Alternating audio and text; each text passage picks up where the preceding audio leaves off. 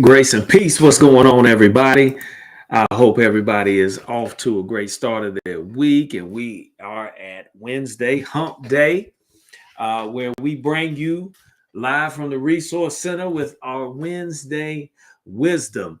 I'm trying to get this thing going on Instagram, but we having some issues. So hopefully it will get going in a second. But nevertheless, I just want to welcome everybody out. I am Pastor Ben, uh, and I just want to say greetings, greetings, greetings. We have a special show tonight where we're going to be interviewing Dr. Naisha Douglas uh, in reference to a book she co-authored back in 2021. Let me put it up there, called Everybody Eats: Communication and the Paths to Food Justice. All right. And this was a very vital book that focused around the fight for food justice and food security uh, uh, during a time where Greensboro, North Carolina was at the top of the list of being food insecure or having food deserts, so to speak. So we'll kind of touch base on that and get some understandings on some definitions and hopefully get inspired. But this is a good book that is very relevant to anyone that maybe needs a little inspiration or information on what food justice looks like. What are some things that other communities are doing to address that issue, and just look at it from a real live grassroots perspective, to better understand how to address this issue that plagues our nation, plagues our world. So we're just waiting on her to get in here, as always. But while we're waiting on Doc, just want to remind everybody, make sure you like, subscribe, share. Also, if you haven't, you're watching on YouTube, this is a live show. You might hear my dogs going crazy. They're watching the house. But if you're watching on YouTube and you haven't liked the Facebook page, you can go to the Resource Center Bookstore on Facebook. Like that page. We'll be putting updates and show links and everything on that page. So please follow us there on Instagram. It's the RCB store. So go ahead and follow us on those pages, and we'll have everything running in a minute. If you missed that, we got it. And just remember, every Saturday morning at 7 a.m., we are on Resource Center TV with a new episode of Live from the Resource Center. And then every Wednesday, we vary times, but we're usually on around 8 or 9 with some Wednesday wisdom. So let me just share some thoughts real quick as we wait and get prepared. Grace and peace and love. These are my children coming in. So we live. I tell you, this show is organic. So you never have to worry about anything. You never have to worry about anything with us. So I don't know what's going on with this Instagram link.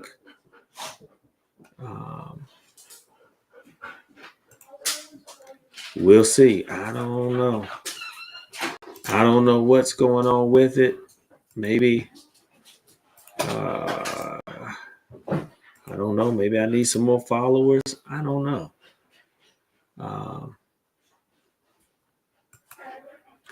Let's see real quick. Let's see if I can adjust it.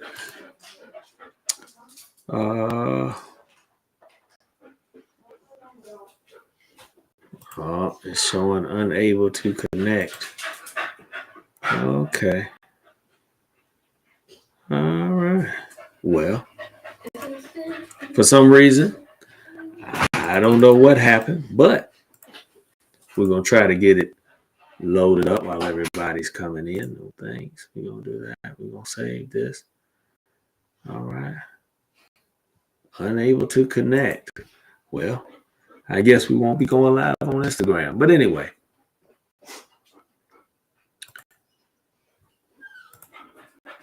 So just want to share maybe a couple thoughts. I hope the link is working. I don't know. We'll find out. But what I like to share, usually on these Wednesdays, we like to share some thoughts, maybe about something that's going on. But I'm on a kind of well, not a new journey, but I'm getting back on my journey. As things get kind of hectic and stuff, we can kind of lose ourselves in just the chaos of everyday life. I have children and they have places and things they had going on, and we have to account for that and move around amongst the things that we have going on ourselves. So I've tried to recenter myself through my fasting and meditation, and often in my meditation I like to kind of recite silently in my head some of my favorite scripture. So I just want to share that with everybody right now. I'm putting on that pastor hat. I wear many hats, but because it's very key, especially in the morning, kind of settling my thoughts and my mind so that I can take on the day. And also, if I get periods, just to kind of breathe and concentrate, I like to take that time. But one of my favorite scriptures that I like to recite while I'm focusing my mind and breathing and meditating comes from Job chapter 22, verses 21 and 22. Job chapter 22, verses 21 through 22. And it reads, verse 21 says, agree with God and be at peace. In this way, good will come to you. Verse 22, receive instruction from his mouth and lay up his words in your heart. Now, that's just one of mine. You may have other ones that resonate with you, but that's one I like to choose. And mainly that 21st verse, to agree with God and be at peace, because that's one thing we always seek. We always are seeking peace, but we have to agree with God, which is the nature of all things, which is the blueprint that's been laid out for us, even in the scriptures, right? The natural order of things, those things that guide us and order us to help us find peace, to help us. And I apologize for my dogs. They're going crazy. I left the door open so they could see some things run by. I tell you, we're organic. But one thing that I put into my practice is that breathing and meditation. And if we understand life is sustained by oxygen, breath, breathing. So we must do that. We must get that oxygen flowing. Everything, the blood that runs through our body is to carry that oxygen that brings forth life. So we do that in order to, I guess, sustain life and bring peace. So in that, I just leave that with you all as something to do or put in your practice and find that scripture, but to agree with God, to be aligned, to be in order, to accept the truth, the understanding of nature, the nature of all things, to be in balance, right? When we talk about that, there's balance, right? You have hot, cold, up, down, right? Dry, wet, right? So when we're in tune and in sync, right, we find ourselves at peace.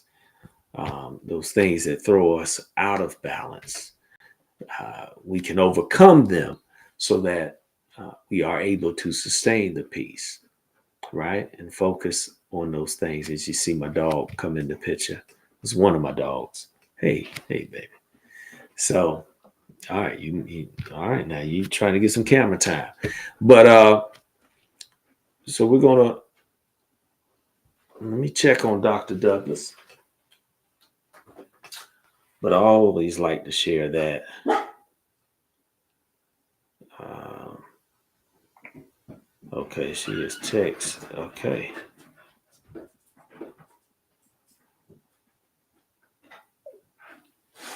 All right, let's see. Let's see.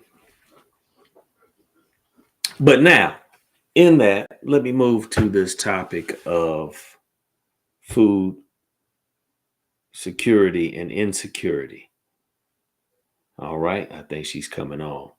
And this is something that's very passionate um, to me because when I taught in the school system, I was at a school that was right next door to Greensboro in the city of High Point, which is next door, which also at the same time rose to be one of the highest rated food deserts uh, in the nation.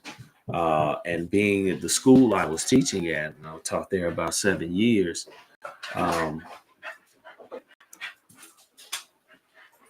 we had about 85% of students that were on free or reduced lunch, which is a facet that contributes to what we call food insecurity.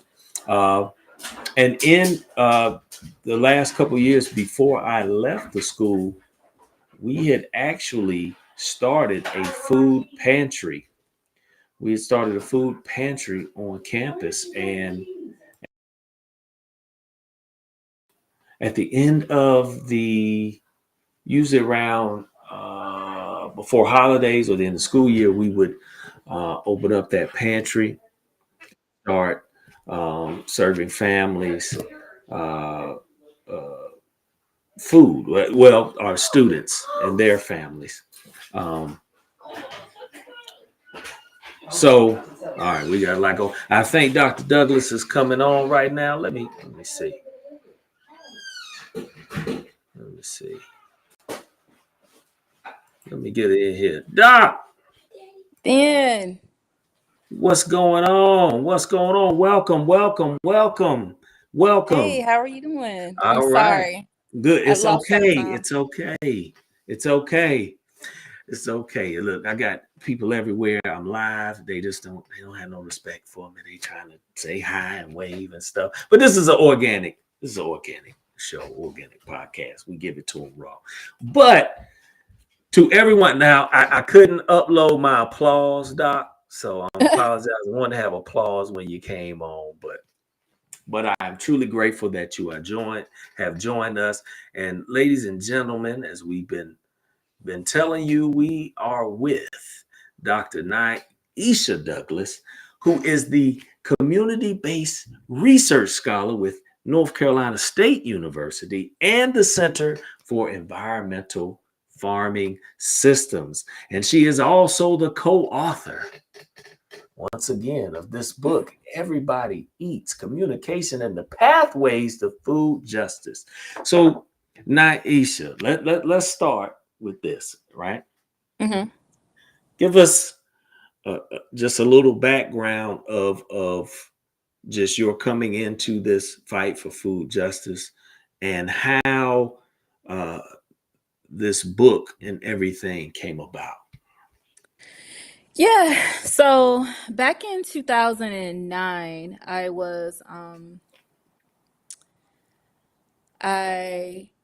actually had was asked. I'm from the south side of Greensboro, as you know, and I was staying with my grandparents at the time. Um, and I was asked to attend one of these community meetings at one of the churches in our neighborhood. And so they were talking about creating like a farmer's market at the old J.C. Price School where the new Salvation Army is at. And so, I just kept putting it off and putting it off, and they kept asking me to come because they wanted a representative for the community Warnersville. And, I just kept saying, well, I have a lot to do. At the time, my daughter was only like 2 years old. And I was driving back and forth to Winston-Salem State to teach, and then I ended up going back to school, but I was going to graduate school at UNC Charlotte. And so, one day I decided to come. So I remember sitting in this community meeting, and there were like the city commissioner was there, some people from A&T, North Carolina A&T, some people from UNCG, and they were talking about food insecurity and how it's impacting Gifford County.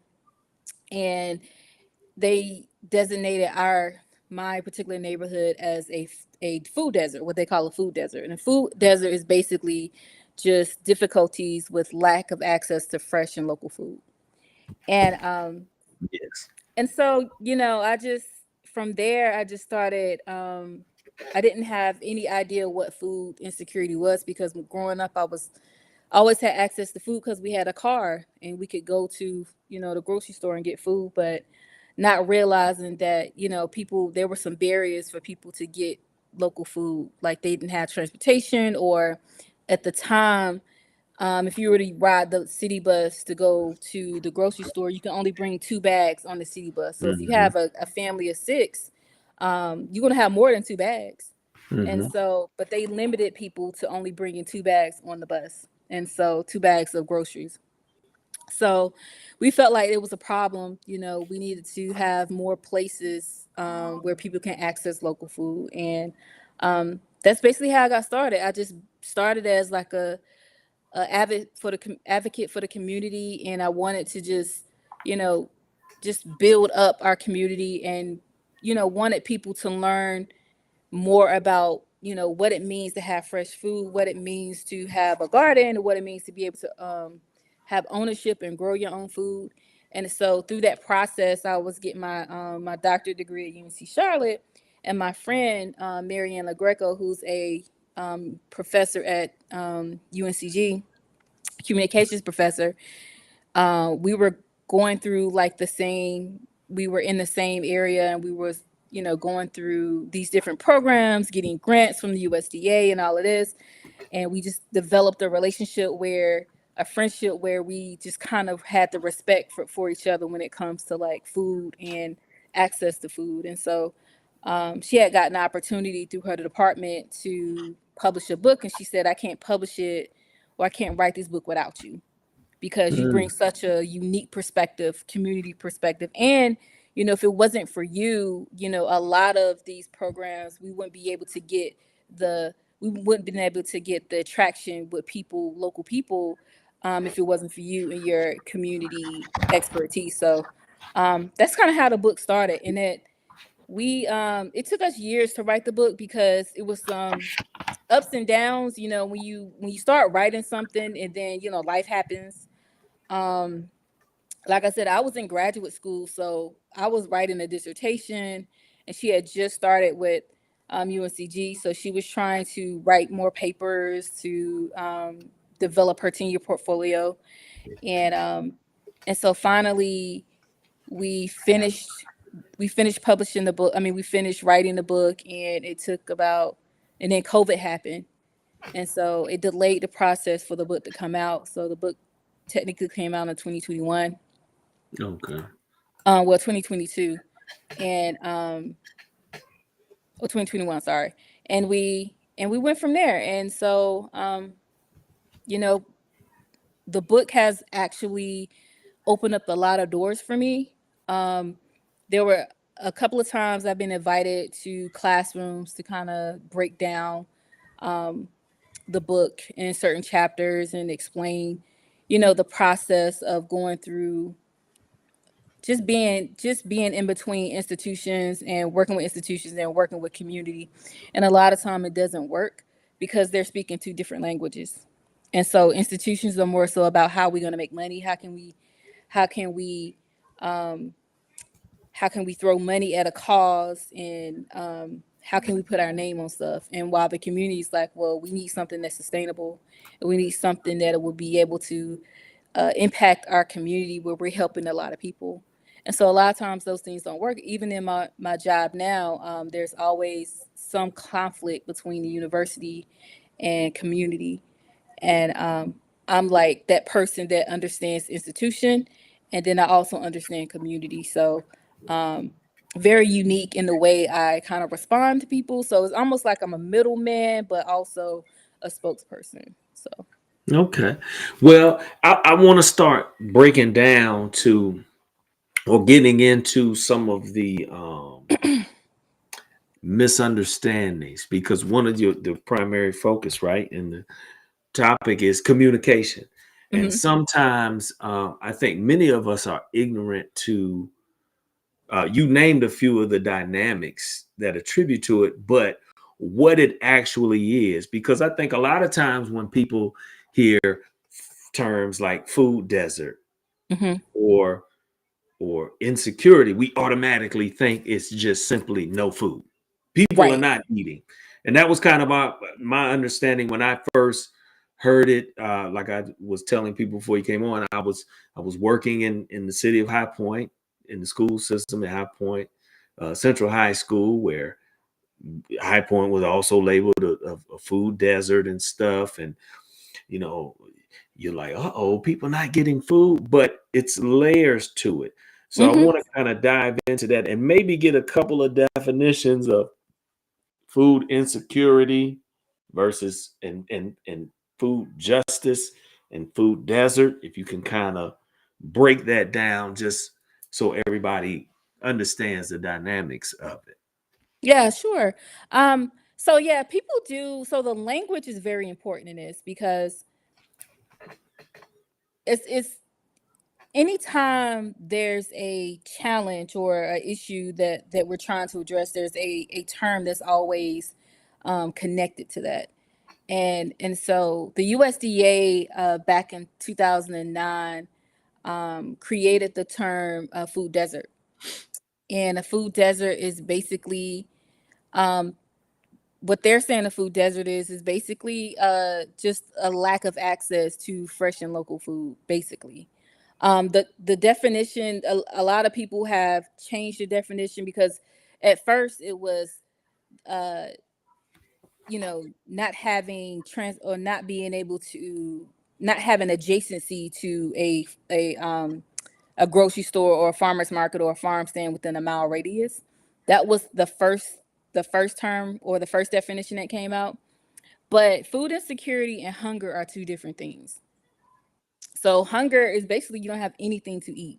Like you can look in the cabinets and you know you have nothing to eat. That's hunger.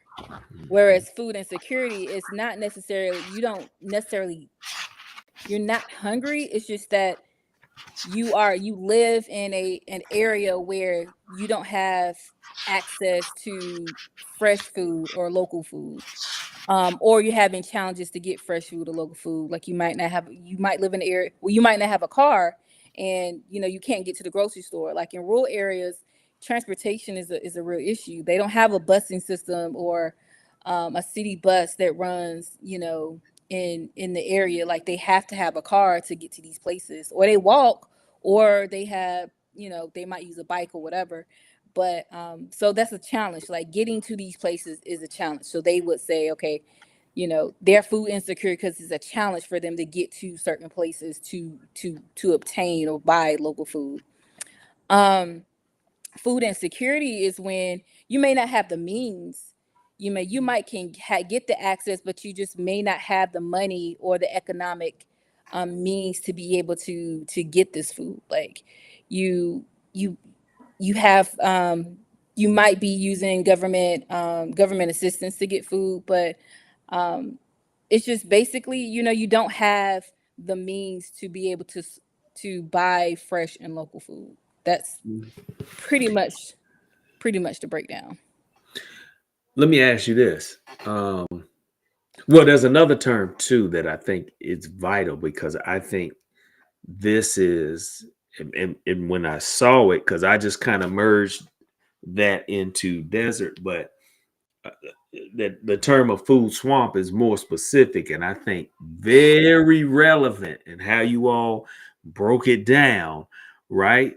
The thought of food swamps, which we see primarily in communities of people of color, of people that look like us, right? Mhm. So I'm gonna let you kind of go into that, and uh did, like, in your research, did they ever come out like why it's so prevalent or why it's so difficult to drain the swamp, so to speak? Yeah. So basically a food swamp is like access to an overabundance of unhealthy food. So you have convenience stores that sell potato chips, processed foods. You have fast food restaurants that, sell their food. Excuse me. You might have like a Dollar Tree or a Family Dollar that, that sells like processed foods, but that's what a food swamp is. It's just basically all the unhealthy stuff that people who live in these areas have access to, or that are adjacent to these different places where they can easily go and buy unhealthy food. Um, and so we did talk. I remember having a conversation at one of the city meetings, and we asked the question, why is it that specifically, I'm just going to use the south side of Greensboro, um, on that side of town, why is it that we have, like, you can find a McDonald's, you can find a KFC within like on Random Road or South End Eugene, you can find a Bojangles. There's a lot of convenience stores. There's a lot of liquor stores. There's a lot of just regular stores that and gas stations that don't sell healthy food or don't sell fresh food.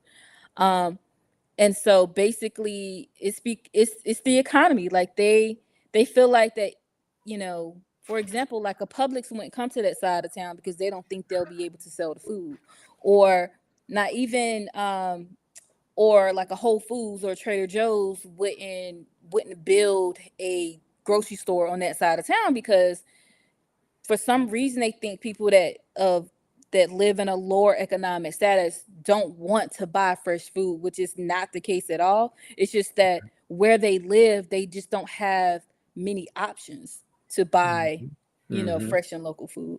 And one can argue and say, well, you can go to the Curb Market downtown, which is not that far, which is near the bus depot, and you can get there. But Be but open. again, it's an economic thing. Like if you only Mhm. have a certain amount of money to spend per month to feed your family, you're not gonna buy food that's going to waste really, really quickly, that's gonna go Mhm. bad quickly. You're gonna stock your pantry with foods that have a shelf life. They don't have a shelf life. Like foods that are processed where you know you'll have something to be able to last you to the next time you get paid or the next time you receive your benefits. Mhm. And then the curb market is only open 2 days a week. All right. Yeah. So Yep. I mean, for and And it's specific open on times, and the day that it's open on Wednesday, it's open during the day so people work. people work. Yeah. Yeah. Yeah. I mean, you And could then come they, on Saturdays, but then on Saturdays they're open from 7 to 12. And yeah. so, some people want to get their sleep. They want to sleep in on Saturday. Yeah. Yeah. And then if the kids got stuff or whatever, that's very difficult. Let me back up because I want to come back to that point in a second because I know right now in Greensboro, and I want to get your take if you've been aware of, since we talked about Southside District 1, Mhm. they have been at city council once again pushing, like, what are the efforts to get uh, more selection of grocery stores and fresh food in our area. I'm gonna come back to that, but let me back up because I want to take it another way and just see. Because you all begin this study what year? Well, they started having conversations about it like in 2009, Or 2010. 10. So out of this, did this have any influence when we saw the co-op that was built in the The northeast, Renaissance Co-op. the Renaissance Co-op? Yeah. See, I'm trying not to give the book away, but but um, tell me, I don't know if that's too forward, but tell me how that influence and maybe some of the things behind that, because we know it's closed now, but kind of give me some background on that. Okay. So Because I live in District 2. That's District 2. So yeah. So back in the 80s and the 90s, on the northeast side of Greensboro, there was a grocery store chain called Winn-Dixie. And yeah. Winn-Dixie is still in existence in like Florida. You can find Winn-Dixie in Florida or South Carolina, um, or Georgia. But so I forgot, I think early 2000s, Winn-Dixie left. And I don't know the reason, because to my understanding, that Winn-Dixie was the most profitable Winn-Dixie in the Southeast, at least. And so they decided to Yeah. leave. I don't know if it was like a management thing, it was a corporation thing, but they just shut down. And so by them shutting down, and then Walmart comes in like later on in the mid 2000s, mid 2010s. um, People that lived in the Kings Forest area, northeast side of Greensboro, they started having conversations about wanting to put like another grocery store in their area. And so, the city said, well, we'll have this amount of money put up for it. And then, you know, they started doing a lot of planning. They had a lot of community meetings about it. And after a while, it took a while for them to really start the construction for it to be open. Um, but after a while, they were able to become open, and they had a lot of community input. People that lived in the neighborhood, asking them like what kind of foods or what kind of things that they want to put in this particular grocery store. Now, a cooperative a cooperative is basically like a shared model where you have members, just like the Deep Roots cooperative store that's downtown, and then you have some that are in Durham. But basically, you have members that pay money to be a member of uh, of the grocery store, and then they profit. They make it a cooperative, so people will have some type of like invested interest in it, and then they have conversations and meetings about what type of products could be in there and all of this stuff. But um so when they opened, one of the questions were, should they sell beer and liquor, beer and alcohol and wine? And the community was against it. They were like, no, we don't feel like we shouldn't have to share. We don't want to bring in alcohol or beer. We want this to be just a regular store where anybody can come in and get whatever.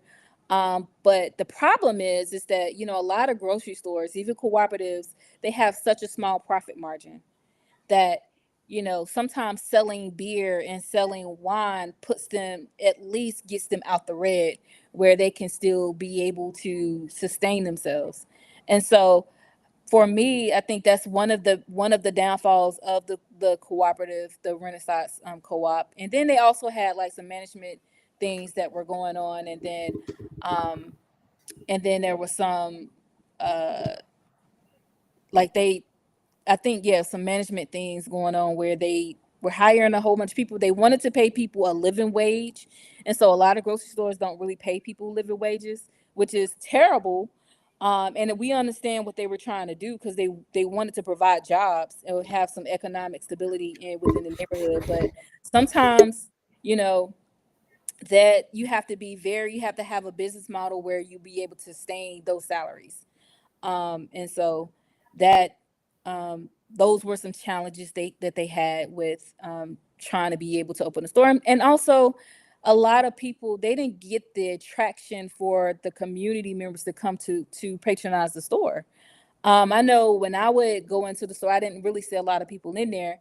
And reason being, I think because a lot of people felt like the prices were too high. But when you have smaller stores like this, you would have to increase the price again in order to sustain that profit margin. Um, so people were like, well, why would I go to this store when I can go to Walmart and get everything I need? Like, it's one stop shop. Yeah. And Yeah. so people really Yeah. didn't buy into the importance of having your own grocery store in your neighborhood. I don't think they really saw the value in it, Mm-hmm. and so that led to the demise of the store closing as well. It was a great idea. Um, I just think that it needed more finesse. It needed more management, because Mm-hmm. people, you're starting from scratch and you really just don't know. Like Mm-hmm. a lot of, I know Deep Roots said they sell beer and wine, Yeah. and that's one of the reasons why they can sustain themselves, because they have issues Yeah. too. But Yeah. Yeah. they also cater to a certain demographic where um, they're able to sell, like, gluten-free products and vegan products, where you're downtown and you can cater to a certain demographic who will be able to pay money Yeah. for that. So, Yeah, and that was what I noticed when I shopped there. Um,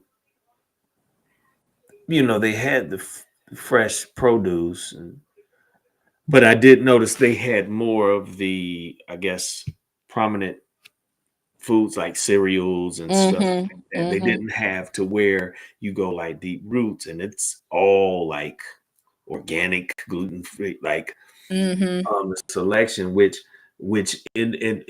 I know then kind of makes you have to drive some prices up mhm, in both facets. But I heard the same thing too, and noticed that too. Like, wasn't a lot of people and the prices, and then you got the Family Dollar right there, yep, cereal. It was a tough dynamic, but we'll circle back to kind of maybe discuss how we could try to revamp it and make those things work, because those are things that I think a community needs to come together and form a block, an investment block, and really focus on that, and even look at community gardens maybe to help with the investiture. You know what I mean? But we'll come mhm. back to that. But let's circle back forward to that issue now. Have you been keeping up kind of with the fight in District 1 now for stores, and they're pushing for the city to try to get more uh, grocery stores to possibly come in to give more selection, also to address that problem, like your main grocer might be a couple miles away for some people. And then if you Mhm. deal with the issue of public transportation, you can only carry so many bags if you're Mhm. walking. Um, but the city's like, the points, we just can't encourage people to come in and stuff. Is there, just to that thought, like, is there a way, or in your research or the meetings, was there like a model to try to influence those people like the Harris Teeters or the Whole Foods or stuff to try to come into communities that may have a lower socioeconomic base? Because we know the primary factors are, uh, I guess, income and education and stuff like that. But was there kind of talks of like a model or strategies to try to attract these type of stores? Um, so to answer to your first question, no, I'm not as familiar with what's going on Okay. locally, because a lot of my work is done in the southeastern part of the state, Yeah. and I focus mostly on rural areas now. Mhm. But but remember, there used to be, if I remember correctly, there used to be a Harris Teeter where the Aldi's is on Random Road, um, Mhm. like Mhm. back in the day. And Mhm. so, as we all know, that Harris Teeter's prices are different from a Food Lion's prices. Mhm. So I don't think that um the problem with people not wanting to go to like a Harris Teeter or a Whole Foods or a Trader Joe's is because of the prices Mhm. of their Mhm. products. So even though I like to go to Harris Teeter, like Food Line is around the corner, and there Yeah. is a considerable difference in your bill when you're paying Yeah. certain stuff. Yeah. However, Food Lion has a smaller produce section than Harris Teeter does. Harris Teeter has a a bigger produce Mm. section. So, and also Publix does as well. And so, you know, it's it's kind of it's complex, it's layered because you have people there are some people that would want to go to a Harris Teeter, but then the majority of the people are looking at price over quality Yeah. or price over, price over quality. Like they would rather go to Food Line and pay $1 for a tomato than go to the farmer's market and pay $2 for a tomato, even Yeah. though you know where that tomato was grown at the farmer's market Yeah. Yeah. versus, and you know that the taste is different. Yeah. So it's all about pricing. It's all Yeah. about how much things cost, and we can't blame. We can't be mad at folks who are economically cautious because we all are looking at the price of food and how food has gone up significantly. So I I understand that there are some people that want to petition for more grocery stores, and I'm for it for sure. Um, it's just that the types of grocery stores that are here in the state of North Carolina are you either going to get a Harris Teeter, a Piggly Wiggly, but Piggly Wiggly is mostly in the rural areas, a Yeah. Food Lion, a Publix, and they try to put a Publix over here on Westover Terrace, but that got shot. I just heard about that. That got shot Mm. down, and Yeah. so it takes a lot of economic backing for a grocery store to open, but they Mm. have to be very confident that they're going to be profitable if they do open, and so they're very cautious about what area, what zip code that they and Yeah. that they're looking at to actually build a store in.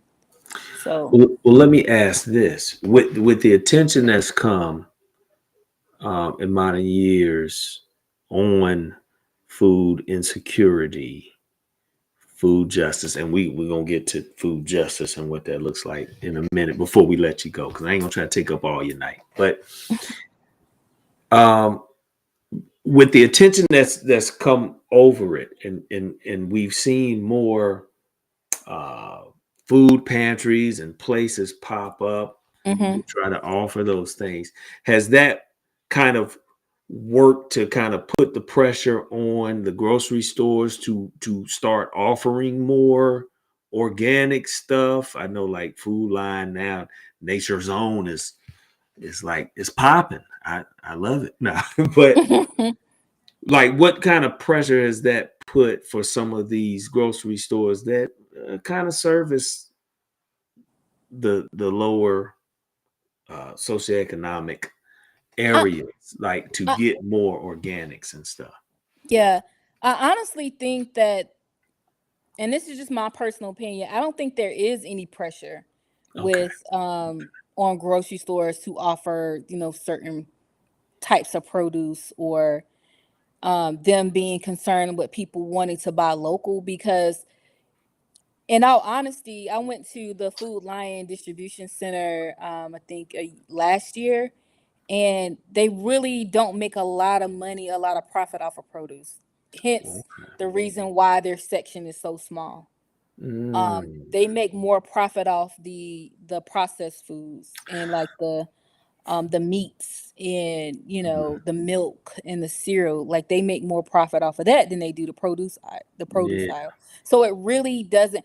But Food Line also patronizes local farmers to be able to put some of their produce in their Yeah. stores, but there aren't a lot of farmers that will yield that amount of produce, that amount of Mhm. harvest for it to be in food lines across the state. Yeah.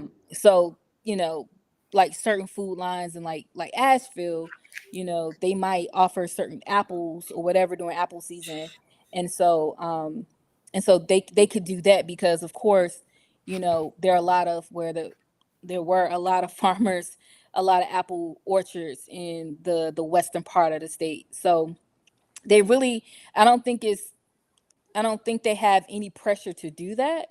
I just feel like It's more so people people are now realizing that, you know, they need to choose better for their children. I believe they need to choose. They need to be able um to have more options to be able to feed their kids like fresh fruit and vegetables. Um, but I honestly don't feel like there's any pressure on the grocery stores to open up unless the only pressure that I would see that the grocery stores would have is if there are more jobs coming to the area. And so in like places like when you go to where Toyota is, the new factory of Toyota, like going down 421, is it 421 or yeah 421, um and them building like more houses and more residential homes, then I would see the pressure being that a grocery store needs to open up in those areas because you're bringing more people in, you're Hmm. hiring, there's jobs, there's there, and so people need a place to live, and so they're gonna, you know, create these subdivisions and these apartment complexes, and then from there, you know, you're gonna need some food places that are around where people have places to eat. So there's gonna be a grocery store that, of course, that'll be the next site to where a grocery store would wanna open because there's demand right there. But as far as like what we're seeing now on that side of town, I would for me I would love to see it, but I just don't think there's pressure like that from Yeah. grocery store Well, chains. I'm gonna double up. I'm gonna double up this last question before I let you go. First part is, where do you see the issue of food insecurity if, you know, as we see the threat of the SNAP benefits and things, you know, in the process of being cut in food Mm, programs and stuff. Do you see this becoming an alarming rate, or do you think we could probably maybe come do like adapt? I don't know how to phrase it. I'm just at a loss of words. But and then the second part is just for those that might not be a part of something and stuff, you know, what does food justice look like, and how can, if somebody wanted to get in the fight, how would that, where could they start, or what would be a great starting place? So I'm gonna put that together.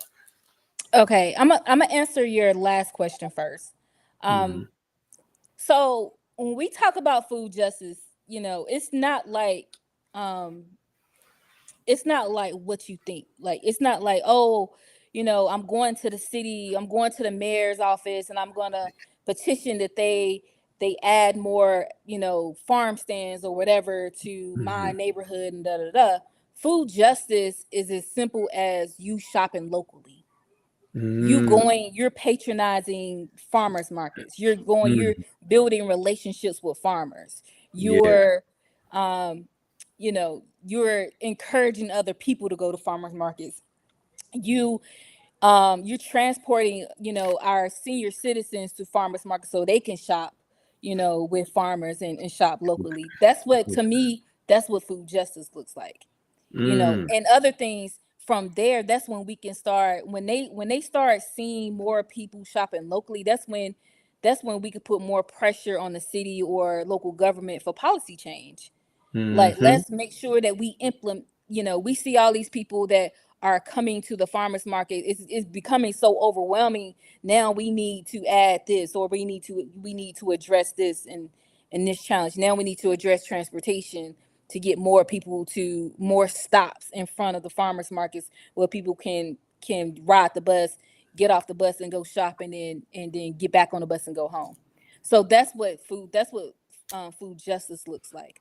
Also, food justice looks like within your own home, trying new foods, like encouraging your kids to eat more vegetables, Mm. encouraging your kids to find more information on how food is grown, what the supply chain looks like, you know, how they go from seed to the table, you know, just Mhm. educating your child on, the different ways or how food is grown, and what are some barriers to food being grown, and why can't we grow lemons in the state of North Carolina when you can grow lemons in Florida.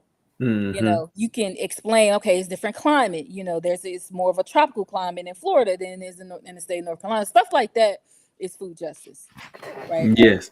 So, Um, before you answer the second one, and is that's a part of the sustainability that you all talk about as one of the dynamics, right? With mhm, food insecurity, like it's not solely on just the people, the what you call the individual, but you have the things. Can certain things be grown in your state, in your area? Can you sustain even what you do have? So mhm. sustainability is big, but we'll get to that next time. But go ahead to the other question.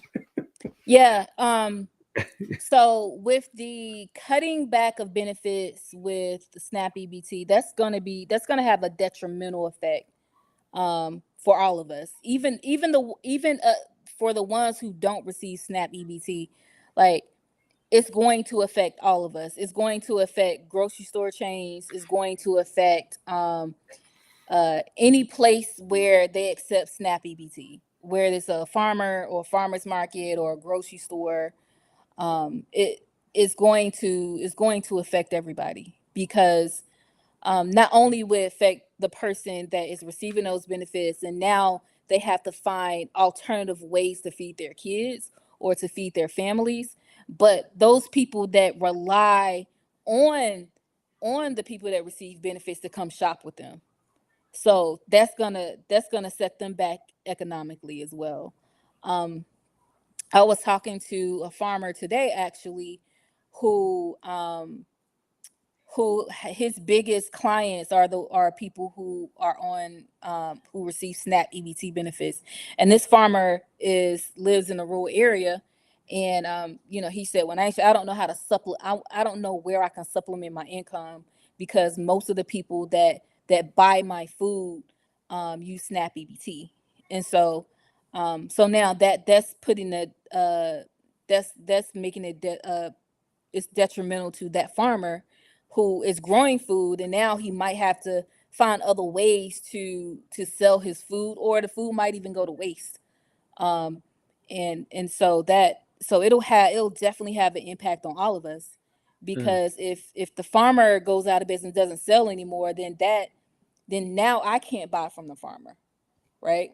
Or yes. now that that farmer cannot supply that school, because there are places where farmers do supply produce to schools, and Mm, so that can have an effect on the school as well. Not to mention that we already have issues with kids not eating. The only meals that they get are at school, and so it's going to be an even bigger gap, and a even bigger problem when kids um, come to school just to eat, you mm. know?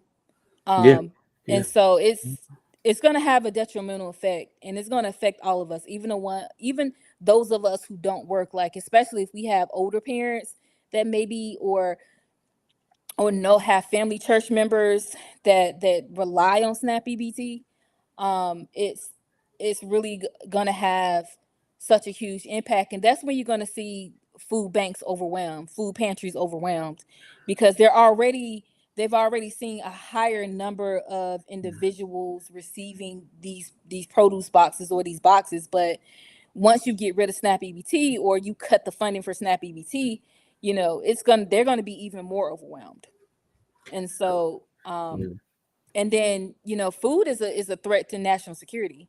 So if we don't have food, then violence will increase, because mm, people are going to be in such a scarcity mode that they're going to start stealing. They're going to start violence is start going to mm, increase, so people can feed their families. So mhm, mm. once you take away food, then you might that's almost the same as like fighting a war. When you take away Yeah. food, there's a need. We all have to eat. Again, the book says everybody eats. You take away food, it's a threat. Mm. And that's the thing. I'm glad you put it in that perspective, because that's a lot of things we don't think about if we're not directly affected.